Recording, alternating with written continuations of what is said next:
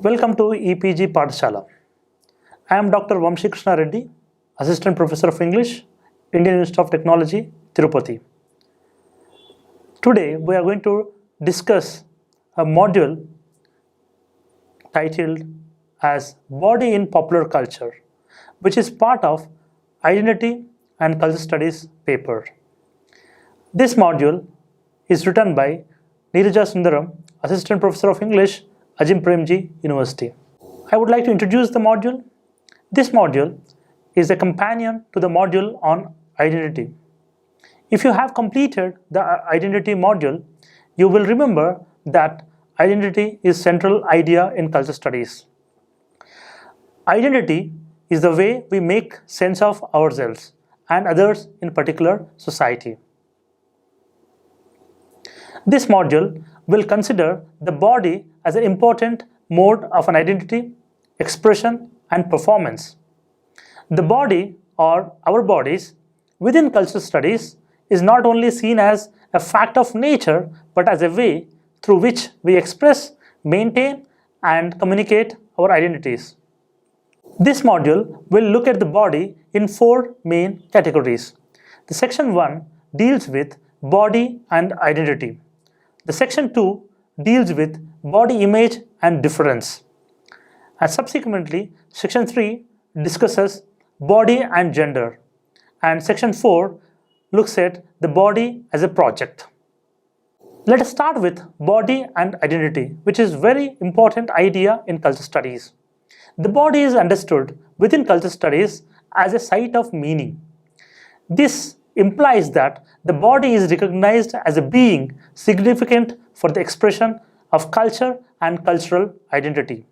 Within culture studies, thus, the body is understood not merely as a fact of nature, but is seen instead as a site where identity is expressed, articulated, and performed. Hence, we consider body as an important concept where certain identities will come together, identities are resisted, contested, and talked about. Let us look at various case studies. The first case study that I would like to cite is tattooing. For example, tattooing and piercing the body can be seen as individual autonomous acts of conforming to or resisting cultural expressions, expectations, understanding of one's body as limited or unchanging. In a sense, tattoo can be considered as a form of resistance. Either you resist an idea through tattoo or you support an idea through tattoo. Hence, tattoo can be seen as a medium to communicate your idea. Tattooing is a performance facilitated by the body and forms the basis for understanding one's location, status, acceptance within a particular social milieu. The body as a product of social constraint and construction. Social constraint and construction are important aspects of analyzing the body within cultural studies. For instance, sociologists and historians of medicine argue that the body is a subject of various kinds of disciplining practices. What that means is that the body is understood within medical science as requiring constant monitoring and care on account of being an important site of social cultural norms. Which means that body is considered as a tool to control, to maintain, or to manifest certain expressions, certain dominance by the hegemonic forces or dominant forces. The body is also seen as being embedded within a socio-cultural milieu and is understood within medical science as being both vulnerable to and as a source of threat. Body as vulnerable. Let us look at how body can be or seen or could be seen as vulnerable. For example, many advertisements for household products like cleaning agents and immunity boosting products like Chyawanprash show the body as being vulnerable to invasion or attack at any time by disease. Another key aspect of the body being understood as a product of social construction within cultural studies is that it is seen as determined by a discourse. This implies that our notions of what constitutes Healthy, beautiful, normal, and undesirable or ugly bodies is a result of production and organization of meaning by various social practices and institutions like education, medicine, law, and religion. So there are various institutions which would try to define what is body, how the body is supposed to perform, how the body is supposed to manifest in front of the public, inside and outside the public sphere, and there are various factors that would determine this. For example, many toothpaste advertisements are an example of how medical discourse works to socially produce the body. In any toothpaste advertisement, there is an authority figure called dentist. You might see in many advertisements which endorse toothpaste, there is always a dentist who always would like to recommend a particular toothpaste with an authority. It actually constructs an authority figure through advertisement that the dentist has the authority to communicate what is good for your body and what is bad for your body. This authority figure shows us what we normally cannot see. In this case, the bacteria and plaque accumulated on your teeth. Once we have been shown these animations of what happens in bodily locations, we cannot see, we are expected to visualize our bodies in the same way as what is shown in the advertisements. It's fantastic to see how the advertisements graphically show you the kind of bacteria and what it does to your body. With the animating advertisements, you start thinking and imagining what would happen to your own teeth. Hence, you are threatened by the idea of bacteria and go back to the toothpaste. Medical discourse thus constructs a body whose defenses are weak and require constant maintenance and surveillance. This kind of discourse and controlled by specific institutions that construct the body in particular ways organize our experience of our own bodies. Thus, we come to associate white teeth with beauty and yellow teeth or bad breath with ugliness and lack of social success. Example, you will find out these constructions in close-up toothpaste or Pepsodent, where they construct certain good bodies and bad bodies, good teeth and bad teeth. Graphically, these advertisements construct the idea of good teeth and bad teeth through their advertisements. And what is good teeth is always ratified by the authority figure called dentist through various animations. And you are consistently controlled by these constructions.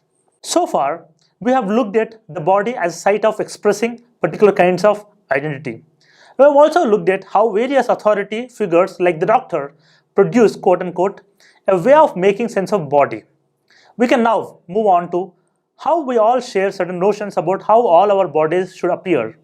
Here I comes to section 2, where we talk about body image and difference. Ideas about beautiful and healthy body that circulate in popular media are responsible for influencing what is generally defined as body image. Very often, the advertisements inform the audience what is supposed to be a good body and what is supposed to be a bad body. The advertisements usually construct what is supposed to be a good body, what are the qualities of good body. And these ideas come under the section called body image. Body image is a concept that refers to the attitudes and perceptions that one has towards their own body. While this sense of one's body image is not exclusively restricted to appearance, it is determined in large part by how we appear to others and are recognized by others in social interactions. Popular media creates a body image through a combination of visible identity markers that are manifested through body.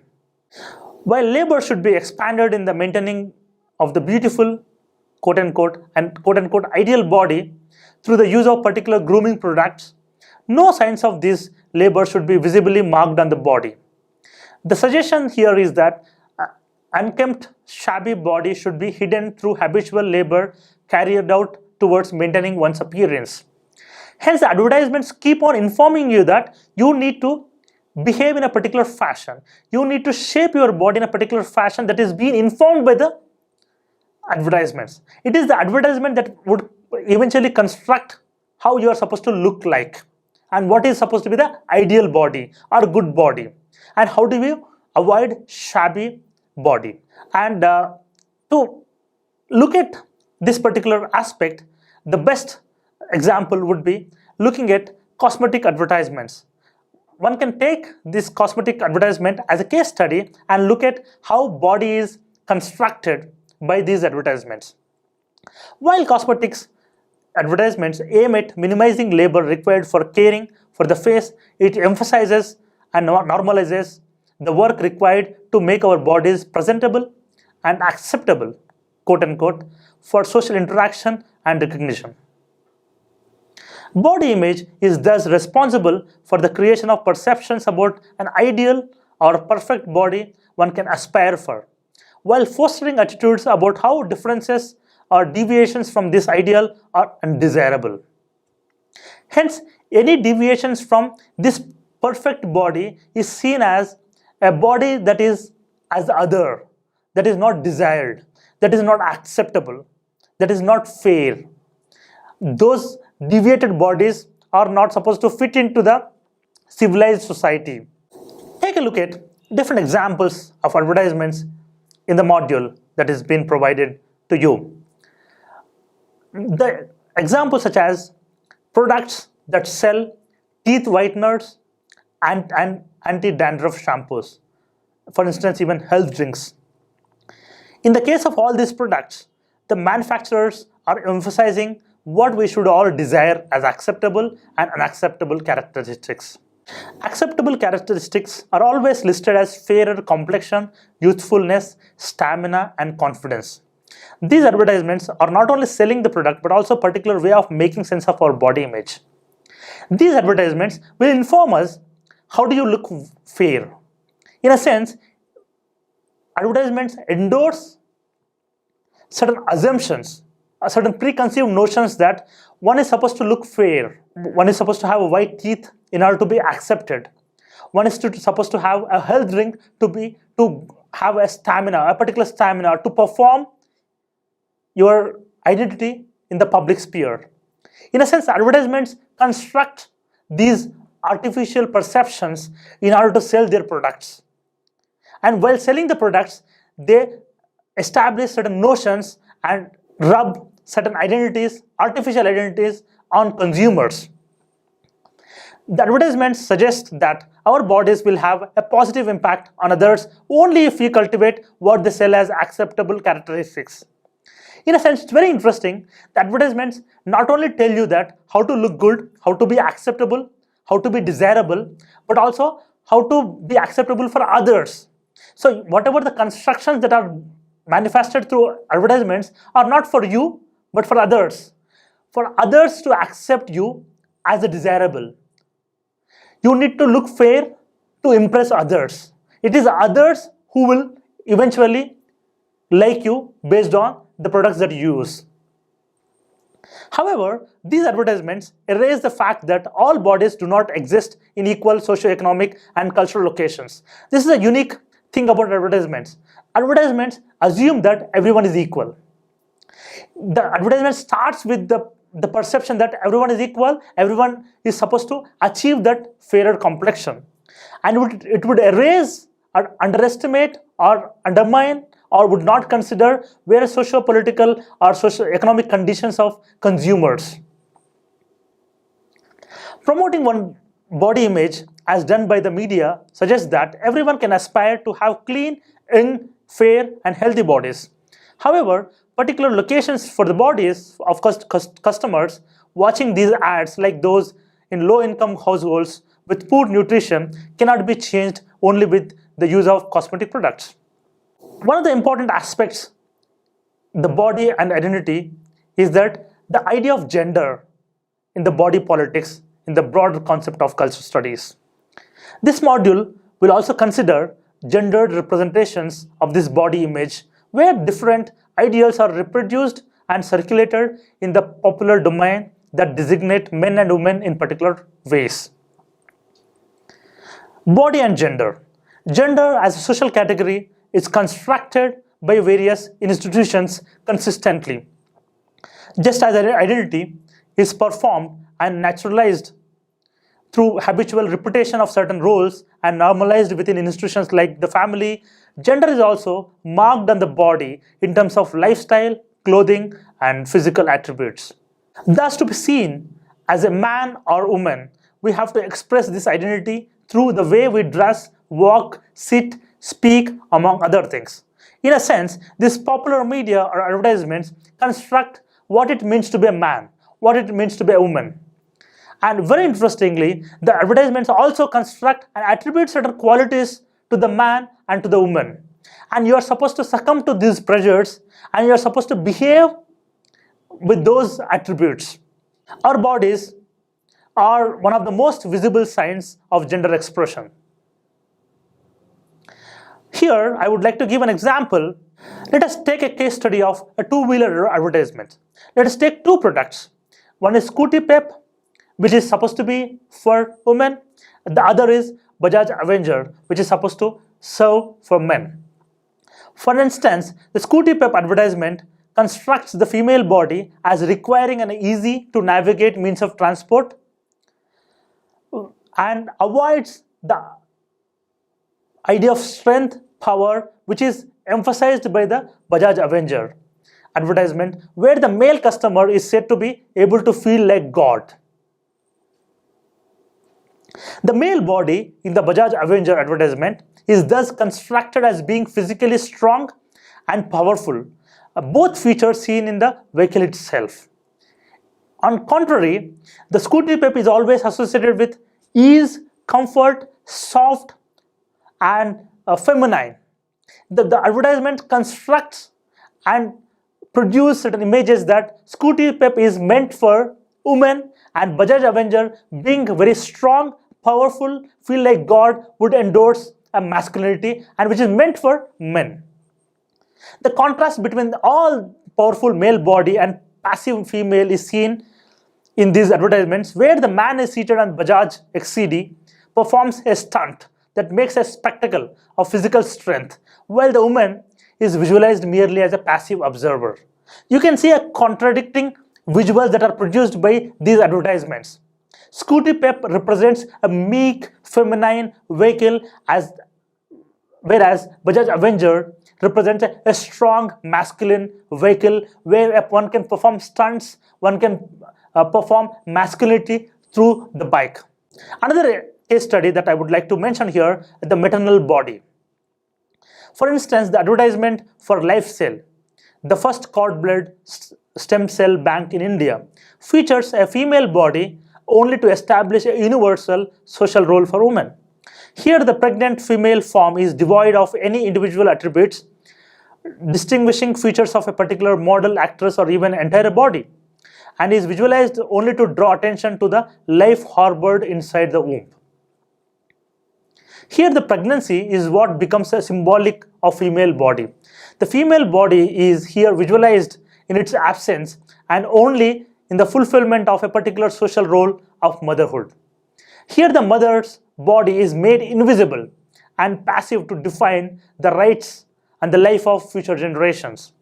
So here, female body is seen as a vehicle to carry a future generation, as a tool to carry a future generations.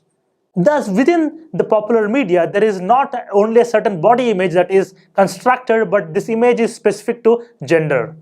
Popular media, like the advertisements under consideration, construct specific roles and images for men and women. In fact, they actively create roles for men and women.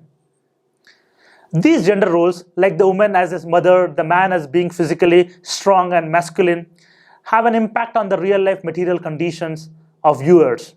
These roles, constructed and widely circulated in popular culture, tend to be seen as natural by viewers. In fact, these advertisements inherently assumes that these perceptions are already available in public domain, and advertisements seem to be endorsing the existing norms, existing perceptions, or certain notions that majority of the viewers already are having. This section looked at the gendered nature of body images circulated in popular media. The next section will look at how popular media views the body as project. This means that body is always seen as a being incomplete or needing an improvement.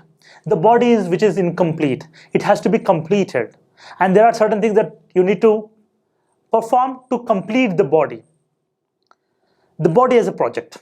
The idea of project invests the body with a certain fluidity and designate it as unfinished and requiring constant work and maintenance. The hybrid global urban spaces we inhabit simultaneously as consumers and the many selves we prepare and present online, in addition to the many medical and scientific advancements that allow us to modify and alter our bodies, contribute to a sense project that is our body. Let us look at cosmetic advertisement as a case study. The 1-minute routine and the hours spent on preparing the body for social interaction, acceptability is familiar on the account of this sense of body as a project. The sale of products that promote routine, habitual labor towards the maintenance of a particular kind of appearance does also feed into the construction of body that is yet to incomplete. The use of anti-aging products, skin and teeth whitening products, for instance, advocate the idea of the body can be rendered complete through consistent maintenance work. Very interesting with cosmetic advertisement, the ever-growing cosmetic industry. When we look at the methodology and the philosophy of this cosmetic industry, it's very interesting. The cosmetic industry inherently assumes that your body is incomplete. And advertisements inform you that they take the responsibility of making your body complete. They inform you what are the products that you are supposed to use to make it complete.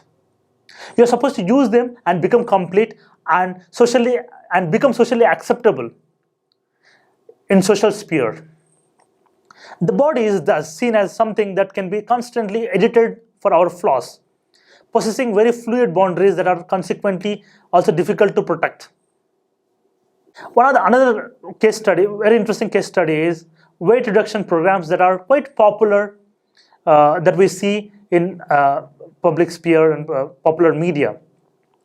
Consider, for instance, this VLCC advertisement, where the customer is seen to have maintained the regimen that allowed her to lose weight as part of VLCC slimming treatment. The treatment offered by VLCC is not sufficient on its own, but requires consistent efforts on the part of consumer to maintain the normal standard that are achieved. In a sense, VLCC would only ensure that it will give you a so-called acceptable body, and hereafter you are supposed to maintain that acceptable body and to achieve the acceptability in the social circles. So far, this model has suggested that the body is an important mode of expressing and performing identity. The body is seen as having a certain standards and rules, and this is communicated via popular media like advertisements.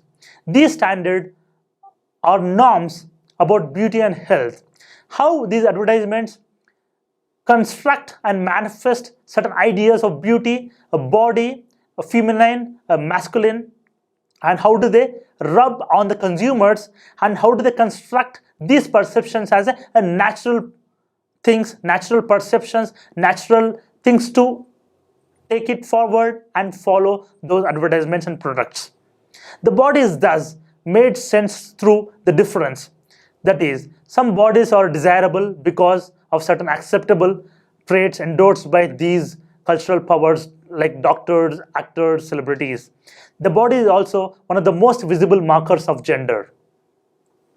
Gender roles and norms are created and maintained in popular culture by visualizing way of expressing gender through body. The body is seen as fluid and changeable by thinking of it as a project in popular culture. By constantly maintaining and working on our bodies, we can achieve the norms and standards articulated in popular media. Hence, the body is seen as a space where contesting ideas have come to the place, and certain market forces such as advertisements play a very important role to shape ideas about how body should look like, what is acceptable, what is fair, what is good, and what is bad. The advertisement and popular culture, especially popular media, through advertisements, celebrities, construct certain ideas about femininity, masculinity, and perfect bodies. Hence, body as a space is very important. Body as an identity, body as a contested space is very important in the area of culture studies. For further readings, please look at the e-text and references for further text and books you can find, and examples you can look at the text that is provided with this module.